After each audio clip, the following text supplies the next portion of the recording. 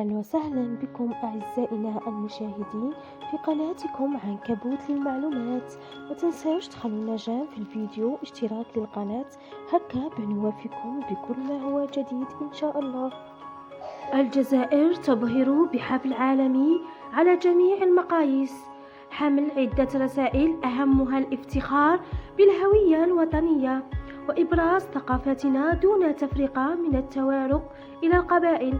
جميعنا أبناء هذه الأرض من الجزائر إلى الجزائر، اسمنا الشعب الجزائري وفقط، الوحدة الوطنية تجمعنا، حيث قال كذلك المعلق الجزائري حفيظ دراجي في منشور له: الجزائر العظيمة بتنوع ثقافاتها وثراء حضاراتها العربية والأمازيغية والإفريقية والمتوسطية، كانت حاضرة في حفل افتتاح بطولة إفريقيا للمحليين على ملعب الزعيم نيلسون مانديلا صاحب المقولة: الثورة الجزائرية جعلت مني رجلا.